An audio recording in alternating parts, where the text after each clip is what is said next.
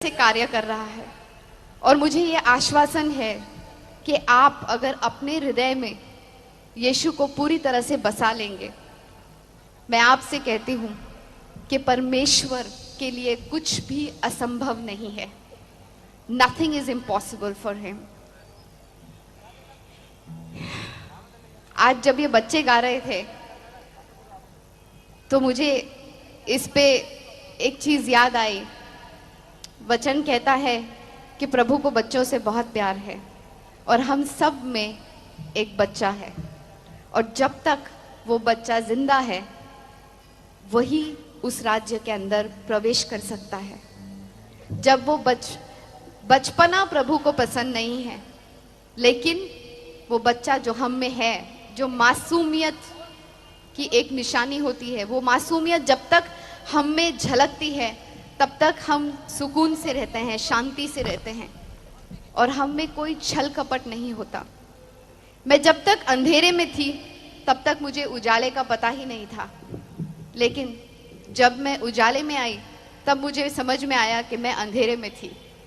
इसीलिए जब प्रभु यीशु मसीह आपको छूता है, आपके जीवन में आता है, तो आपको एहसास होता है कि बाहर के जीवन में कितना अंधेरा है, और वो अंधेरा सिर्फ वो एक ही उजाले में बदल सकता है, क्योंकि वही है सच्चाई, वही है मार्ग, और वही है जीवन।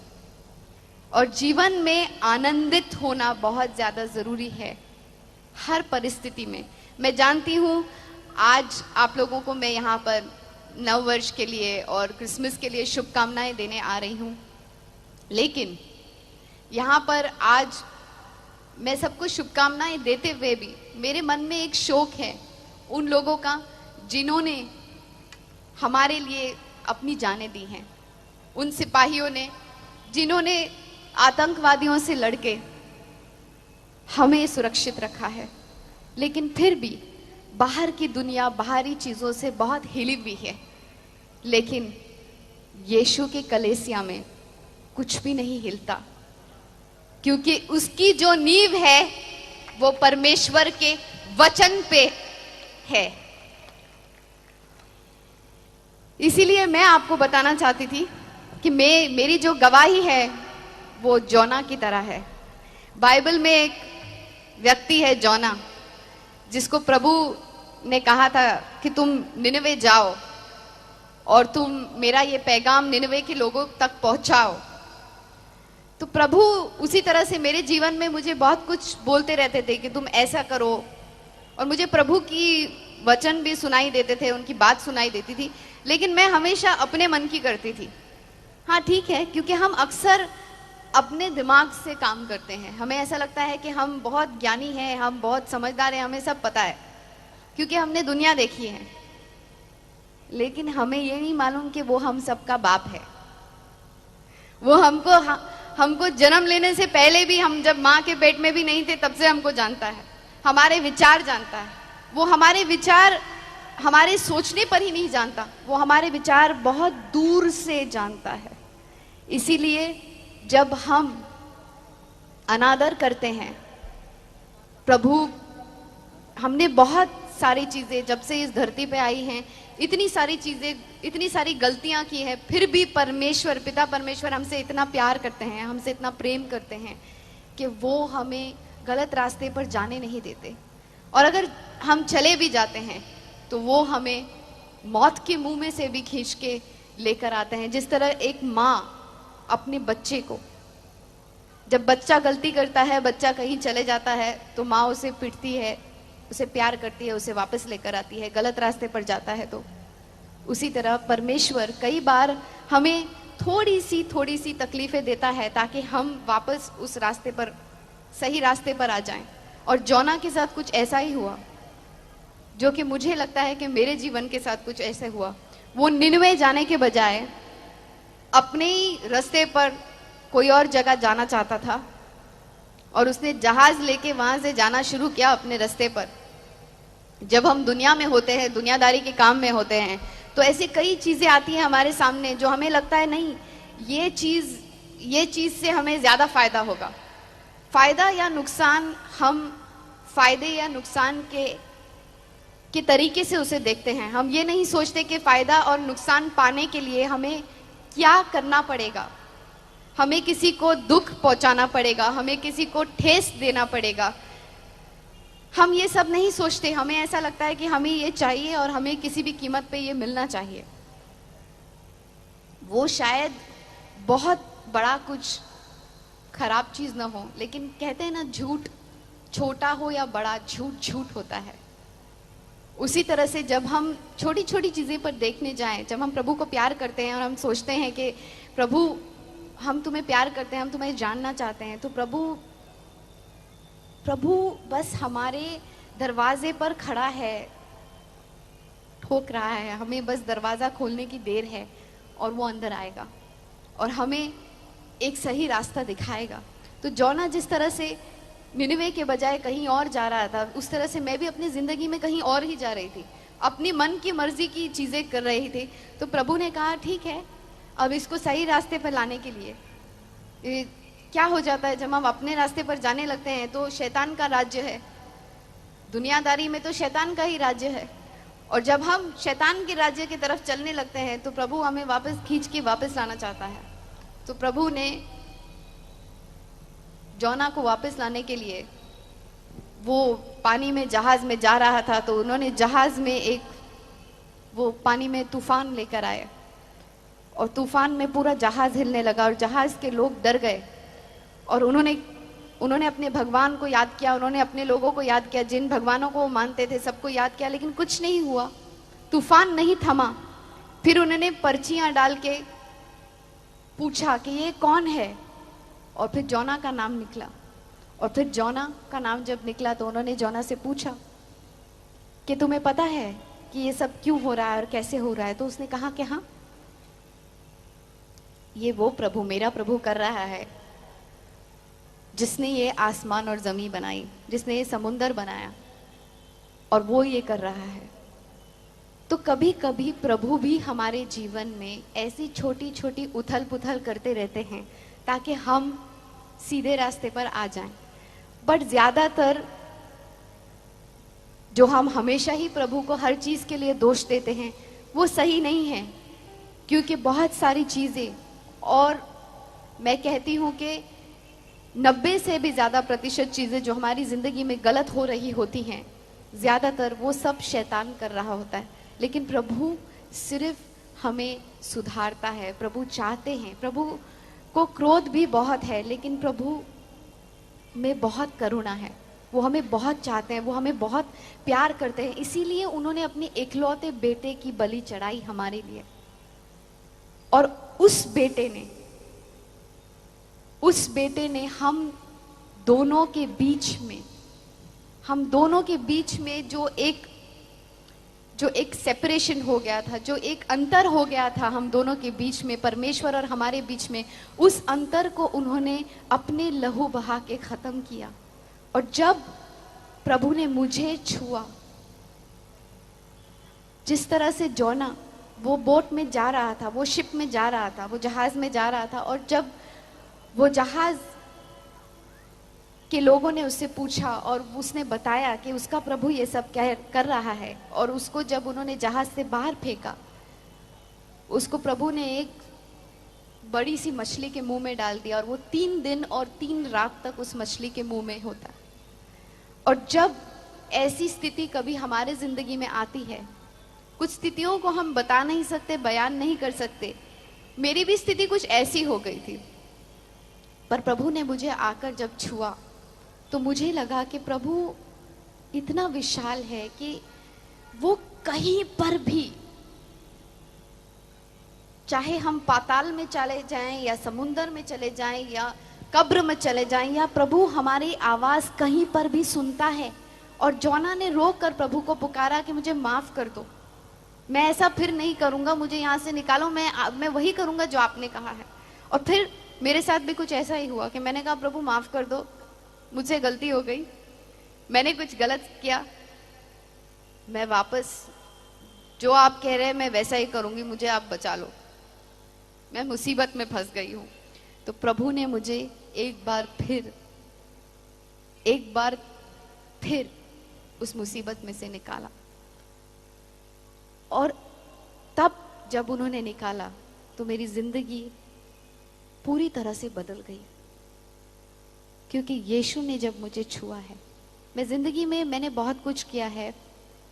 मेरी मम्मी मुस्लिम है, मेरे डैडी हिंदू हैं, और मैं क्रिसमस पे पैदा हुई, तो नेशनल इंटीग्रेशन मुझ में है। मैंने बहुत सारे तरीके अपनाए प्रभु तक पहुंचने के लिए, पर वो कहते हैं ना कि यीशु के द्वारा ही पहुंच सकते हैं उनके पास, दूसरा कोई तरीका नहीं है, क्योंकि हम लोग सब ही अपवित्र हैं। हम में से एक भी ऐसा नहीं है जो पापी नहीं है।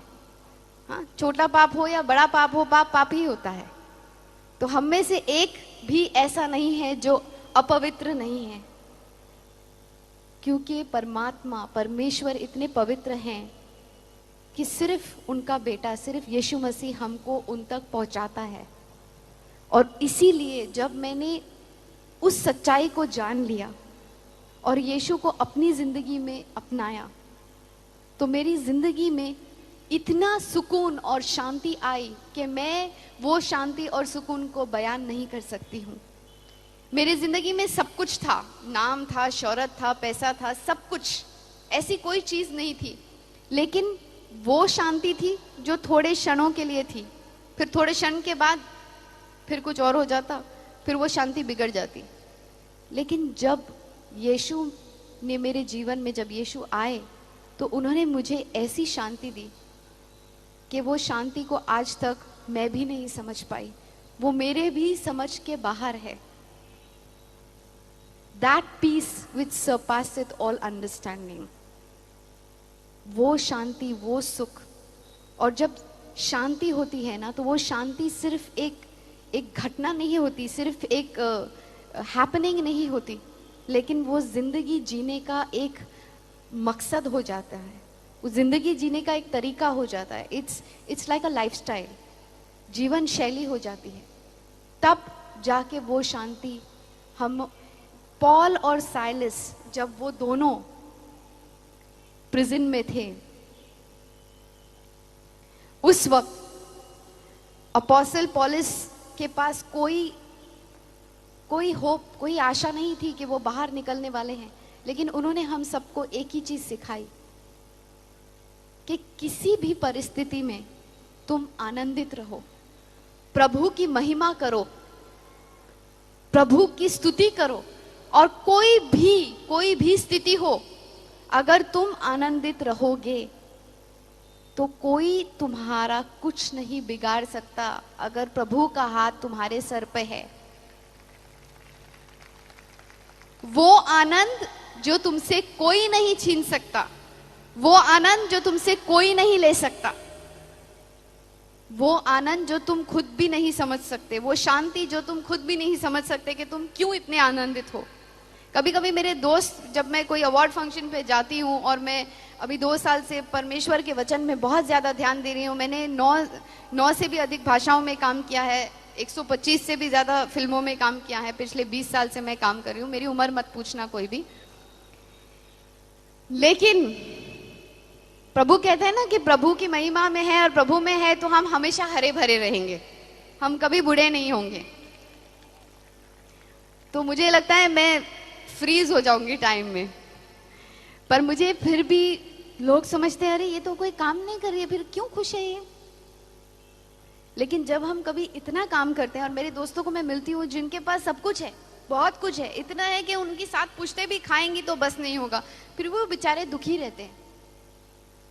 उनके पास कोई कारण नहीं है दुखी होने का, उन्हें जो गाड़ी चाहिए, जो भी चीज चाहिए, वो ऐसे सोचते हैं और सामने आ जाता है, फिर भी बेचारे कभी सुखी ही नहीं रहते वो, क्योंकि वो सुख उन्हें खरीदने से नहीं मिलेगा।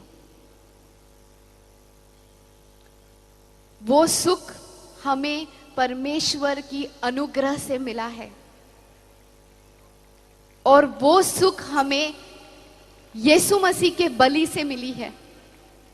उनके खून से उन्होंने जो हमें धोया है। कई बार हमें ये समझ में नहीं आता कि हमारे साथ ऐसा क्यों हो रहा है। लेकिन जब हम ये समझ लेते हैं कि परमेश्वर हर चीज परमेश्वर के कंट्रोल में है, हर चीज, God is in control of everything. हर चीज जब उनके कंट्रोल में है, हर चीज जब उनके ताबे में है, जब हम ऐसा सोचने लगते हैं तो अपने आप हमें एक शांति मिलती है। परमेश्वर के वचन के द्वारा हमें सब समझ में आता है कि हमें किस तरह से आगे बढ़ना है। आज मुझे खुद नहीं पता होता है कि मैं कल कहां जा रही हूं। मैं कभी कहीं भी पहुंच जाती हूं और ये सब पवित्र आत्मा का काम है। और परमेश्वर जो मेरे साथ कर रहे हैं शायद मैं खुद भी समझ नहीं पा रही हूं, लेकिन मुझे बहुत आनंद है और मुझे बहुत खुशी है कि आज पहली बार इतने सालों बाद परमेश्वर मुझे इस्तेमाल कर रहा है। और मैं आप सबसे सिर्फ ये कहूंगी कि आपके जीवन में, आपके अपने जीवन में आपको ये सवाल अपने आप से करना चाहिए कि मैं परमेश्वर के लिए किस तरह इस्तेमाल हो सकता हूं या हो सकती हूं। हम हमेशा अपने बारे में सोचते हैं, अपने बारे में हम हमेशा ये सोचते हैं हमारा क्या होगा, हमारे परिवार का क्या होगा, आसपास के लोगों का क्या होगा। लेकिन जब हम अपने आप में से निकलकर एक प्रेम भाव में, जब हम प्रेम भाव में जाते हैं, एक दूसरे से प्यार से रहते हैं, एक दूसरे से बर्ताव करते हैं। फिल्म इंडस्ट्री ने मुझे बहुत अच्छी अच्छी बातें भी सिखाई है। मुझे उन सब लोगों का प्यार मिला है, अनजाने लोगों का प्यार जिनको मैं जानती भी नहीं। और आज मैं जहां पर भी जाती हूं मुझे ऐसा लगता है यही मेरा घर है। और परमेश्वर की उपस्थिति में हमेशा हमें ऐसा ही लगता है। मसीह में हम सब भाई बहन हैं। यीशु मसीह ने कहा है ना कि मेरे रिश्तेदार वही हैं जो मसीह में है। इसीलिए मेरे भाई बहन, मेरे घर बार, मेरे रिश्तेदार आप सब हैं। और मैं सबसे यही कहूंगी कि अमन और शांति कोई भी मजहब का नहीं होता, कोई भी जात पात उसमें नहीं आता। अमन और शांति सबके लिए है। जो यीशु मसीह जिस चीज के लिए यहां पर आए थे, अमन और शांति के लिए, हम सबको उन्होंने एक ही परिभाषा सिखाई, वो है प्यार की परिभाषा। हम सब अपने करियर के बारे में सोचते हैं, अपने बारे में सोचते हैं, लेकिन जब हम खुदा के बारे में सोचने लगेंगे, जिस तरह से परमेश्वर हमारे बारे में सोचता है, तब वो हमारे जीवन में एक ऐसा कार्य करता है जो हमारी भी समझ के बाहर होता है। जब हम अपनी समझ से चलते हैं तो हम शायद वो सब नहीं कर सकते, पर जब हम परमेश्वर के ऊपर छोड़ देते हैं तो परमेश्वर हमको एक ऐसी स्थिति पर लेके जाता है, इतनी ऊंचाई पर लेके जाता है जो हम खुद भी उसका अनुमान भी नहीं लगा सकते। और मैं सिर्फ इतना आपसे कह सकती हूं, ऐसा होता है ना कि कोई मुझे पूछेगा कि गुलाब जामुन कैसे होता है, तो मैं बोल सकती हूँ गुलाब जामुन ब्राउन कलर का होता है।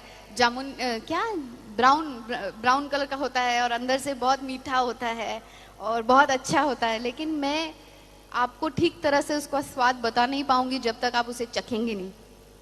तो यीशु मसीह के बारे में मैं बयान नहीं कर पा रही हूँ जब तक हम सब ने यीशु मसीह को स्वीकार किया है, बहुत लोगों ने यहाँ से, लेकिन जब हम उनको अपनी जीवन का अधिकारी बनाते हैं, अपने खुद के शरीर का अधिकारी बनाते हैं, क्योंकि हमारा ये जो शरीर है ये प्रभु का मंदिर है और हमें इसके साथ ऐसी कोई चीज नहीं करनी चाहिए जिससे ऐसा कुछ हो कि हम प्रभु की आवाज नहीं सुन सके। और जब हम प्रभु की आवाज सुन पाते हैं तो हम में एक ऐसी शांति आ जाती है कि हमें आगे के सारे रास्ते हमारे खुलने लग पड़ते हैं। हमें यह पता होता है कि प्रभु प्रभु का प्लान, प्रभु की योजना हमारी जिंदगी के लिए क्या है, और वो सबसे ज्यादा जरूरी है। और जब हम उस शांति को पाते हैं जो प्रभु की शांति है, जब प्रभु के चेले ने उन शांति को पाया था, उस शांति को पाया था, तो उन्होंने जाके जगत भर में प्रभु का पूरा वचन फैला दिया था, और वो भी शांति के लोग हो गए थे, और शांति ही शांति फैल गई थी। उसी तरह से जब हम भी उस शांति का पैगाम लेकर लोगों के पास जाते हैं, तो थोड़ा सा उसका एक अनुभव फैलाते हैं। और प्रभु के वचन में बहुत शांति है, उसे पढ़िए और उस पे अध्ययन कीजिए, क्योंकि आपकी ज़िंदगी की हर समस्या, आपकी ज़िंदगी की जो भी प्रॉब्लम है, जो भी कठिनाई है, जो भी दर्द है, जो भी पीड़ा है, जो भी तकलीफ है, वो सारा कुछ आपको वचन द्वारा सब कुछ समझ में आ जाएगा, जिस तरह से प्रभु ने मुझे समझाया है। मुझे आज कोई भी चीज में आपत्ति नहीं है। मेरी जिंदगी में किसी भी परिस्थिति में मुझे पता है कि अब आनंद ही आनंद है, चाहे कुछ भी हो जाए। और मैं वही आनंद का संदेश आपके पास लेके आई हूं, क्योंकि जब आप खुद आनंदित होंगे तो आपके रिश्ते भी आनंदित होंगे, क्योंकि आपके इर्द गिर्द आपका जो भी रिश्ता जिसके साथ भी होगा वो सुखी होगा, वो अच्छा होगा, क्योंकि आप खुद शांति में हैं। और अगर आप खुद शांति में हैं तो आपको खुद भी शांतता महसूस होगी, और जब आपको शांतता महसूस होगी तो आपका हर वो निर्णय जो आप लेंगे वो सही होगा, क्योंकि शांति से लिया हुआ निर्णय में हमेशा शांति ही प्राप्त होती है और आगे बढ़ने में आसानी होगी। आज मुझे लगता है कि मेरी जिंदगी का मकसद पूरा हो गया। उनके साथ अपना रिश्ता बनाएं, और जब आप उनके साथ एक रिश्ता बनाएंगे आपको हर चीज का जवाब जिंदगी में मिलेगा, जिस तरह से आज मुझे मिल रहा है। अगर आज मैं परमेश्वर के साथ समय नहीं बिताती तो मुझे कुछ अजीब सा महसूस होता है। मुझे ऐसा लगता है कि मैं बहुत कुछ खो रही हूं। मेरी जिंदगी बदल गई है और बस अब मेरे जीवन में आनंद है, चाहे कुछ भी हो न हो। मुझे जाकर वचन में रहना है, वचन लोगों के बीच में अच्छा संदेश फैलाना है, और उनसे ये कहना है कि आप गुलाब जामुन चख के देखो, आप यीशु मसीह को अपने जीवन में, अपने हृदय में लाकर उन्हें सिर्फ वहां रखना नहीं, उनके साथ एक रिश्ता बनाओ। रोज उसे अपनी एक जीवन का हिस्सा, ऐसा हिस्सा जो कि आप एक एक्टिविटी के तौर पे नहीं, ऐसा हिस्सा बनाओ कि जिसके बिना आप जी नहीं सकोगे। और आप देखोगे कि जीवन में आपकी जितने भी मुश्किलें हैं, जितने भी दुख तकलीफें हैं, सब छूमंतर हो जाएंगी। कुछ भी चीज आपके लिए मुश्किल नहीं होगी। बस मैं इतना ही कहने आई थी, और मैं चाहती हूं कि प्रभु का आशीष आप सब पे बना रहे, और आप सबों को प्रभु यीशु मसीह बहुत बहुत बहुत बहुत प्यार बरसाए, और आपको उनका अनुभव जब होगा तो आपको पता चलेगा कि जीवन का असली आनंद क्या होता है। और आप चाहे किसी भी परिस्थिति में होंगे, आपको चाहे कुछ भी दुख तकलीफ होगी, लेकिन वो आनंद और वो सुख आपको कभी भी नीचे झुकने नहीं देगा, क्योंकि वो जो हमारे अंदर है, वो जो दुनिया में बाहर है, उससे कहीं ज्यादा बलवंत है। उसने उसे पराजय किया है,